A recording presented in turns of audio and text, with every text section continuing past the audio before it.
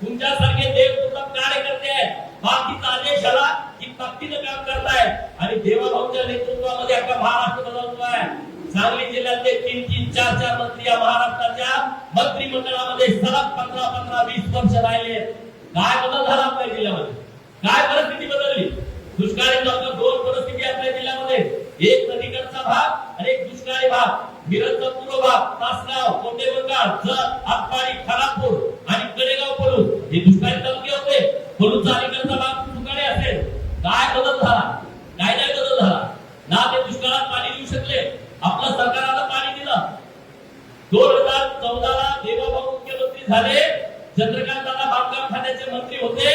आज ते डांबरी रस्ते महाराष्ट्रामध्ये दिसतायत, याचं सगळं श्रेय भारतीय जनता पार्टी आणि शिवसेनेच्या सरकारला जाते। मित्रांनो, सांगलीला यायला किती वेळ लागत होता? नागस फाट्यावरनं जतचे माझे सगळे सहकारी मित्र आहेत, जत मधून सांगलीला यायला किती वेळ लागत होता? आज किती वेळा जातोय? मी इथून निघाल्यानंतर 1 तासामध्ये जत मध्ये जातो। इथून 1-1.5 तास फक्त मिरज मधून निघाल्याच्या नंतर नागस फाट्यावरती जायला लागत होता। आज परिस्थिती बदलली। ड्रायव्हर झोपतोय, त्याला वाटते घरात काय का गाडी काय कळत नाही, एक खड्डा सुद्धा नाही रोडला। ही परिस्थिती आहे। ही परिस्थिती उगाच तयार झाली नाही, आपल्या पार्टीने केली आहे। आज ईश्वरपूरवरून सांगलीला येणारा रस्ता, अरे एवढे वर्ष तुम्ही मंत्री आहे, तुमच्या जिंदगीवरती फक्त अरे तुम्हाला रस्ता करता येत नाही, तो माझ्या पार्टीने केलाय, माझ्या नेतृत्वाने केलाय आणि याचा अभिमानाचा रस्ता पाहिजे। त्याला रस्ता तुम्ही करू शकत नाही, बदल काय करणार आहे? आणि म्हणून दादांच्या नेतृत्वामध्ये आज आपली जिल्हा परिषद केली असेल, काही चिंता करू नका। आपले पालकमंत्री आहेत, आपले मुख्यमंत्री आहेत, चिंता करू नका, तुमचं कुठलंच काम थांबणार नाही।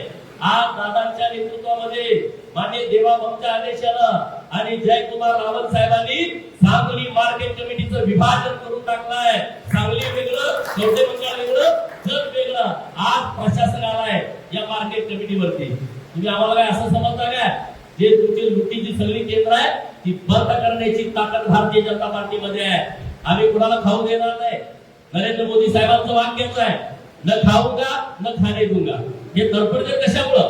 हे तडफडते त्यांना सत्ता, सत्तेतून पैसा, पैशातून परत सत्ता, हे सगळं गणित मान्य नरेंद्र मोदी साहेबांनी बिघडवलं। हे गणित देवेंद्र फडणवीस साहेबांनी बिघडवलंय आणि त्यामुळे या लोकांचा तीळ पापड झालाय। अरे आपण नशिबान आहोत, आज आपण आहोत ते भारतीय जनता पार्टीमुळे आहोत। लग्नात गेल्याच्या नंतर भाजपाचा तालुका अध्यक्ष आला असं पुकारलं तरी छाती आपली अशी फुटते की नाही सांगा? लोक कावऱ्या बावऱ्या होते, अरे भाजपचा तालुका अध्यक्ष कोण आहे? भाजपचे जिल्हाध्यक्ष सत्ता असू द्या नाही तर नसू द्या आपली, कधी पण भाजपच्या जिल्हाध्यक्षाला मानाचं स्थान असतं। आपलं पार्टी संघटनेवरती चालते। दादानी तुम्हाला सांगितलं मागं भाषणामध्ये, खासदार जरी असले, आमदार जरी असले, जिल्हाध्यक्षानंतर, कारण आपल्या संघटनेला महत्व आहे, तालुका अध्यक्षाला महत्व आहे।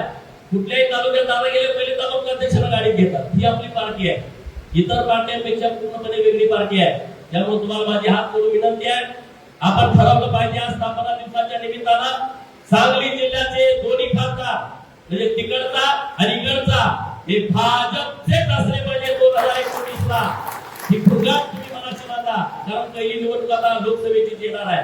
या लोकसभेमध्ये आपण आपला भाजपचा खासदार निवडून कसल्याही परिस्थितीमध्ये द्यायचा, लोकांच्या मध्ये जायचं, केंद्राचं आणि राज्याचं सरकार जे काम करत आहे ते लोकांच्या पर्यंत पोहोचवण्याचं काम आज आपण स्थापना दिवशी आपण सर्वांनी शपथ घ्यावी अशी मी तुम्हाला कळकळीची विनंती करतो।